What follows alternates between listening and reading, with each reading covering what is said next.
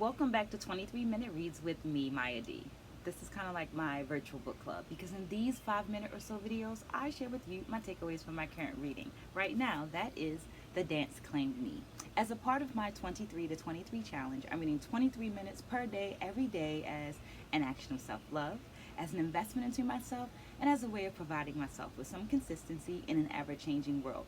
Hoping that you will join me along in this journey by liking this video, subscribing to the channel, and dropping some comments down there in that comment section so that there's an actual dialogue going on. Having in mind that while I have several decades of experience as an educator, as a curriculum writer, as a dancer, I'm not the know-all be-all for this book. I'm simply providing a space for dialogue. Well, this week I read pages 90, let me look at my notes, 97 through 150, and here are my three takeaways. Takeaway number one is Israel. The quote from the book reads, "When one thinks of Israeli modern dance, one doesn't think of Primus, but of Martha Graham and the development of Bathsheba. But there was Pearl first. First to arrive, first to inspire, first to ignite a passion for a particular kind of movement expression." This quote is taken from Ahuva Anbury. It was stated earlier in the book that there was some frustration that surrounded Pearl being described only as African, as exotic, as primitive, and that none of this was inclusive of the modern dance training that she had, or the fact that she shared dance space with some of the modern dance, those go-to modern dancers that we think of, for lack of a better way of explaining it.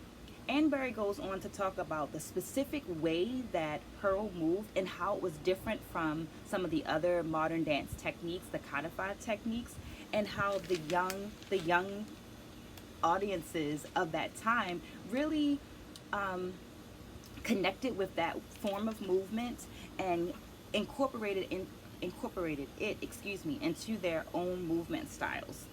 I had the opportunity to study with Bathsheba during my graduate studies, and it feels good in my soul to know and to believe that some of the beauty and the rigor that is included in their movement style is the legacy of Pearl Primus. Takeaway number two is appropriate staging. Appropriate staging was something that Primus and Percival Board planned to do during their work with First African Dance Theater. The idea didn't sit well with everyone. It required the directors to travel to Ghana, identify specific dances that would be best received by Americans, and then to apply European and American concepts of staging, appropriate staging. Now, it is noted that Primus had good intentions during this time.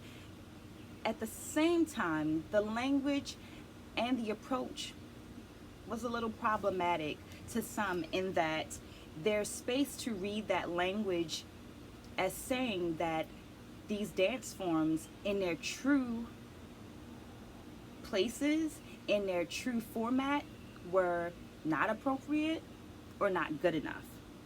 This reminds me of a book that we read earlier, The Undergraduate Research in Dance, that described how a well-intending researcher might unintentionally hurt those around them.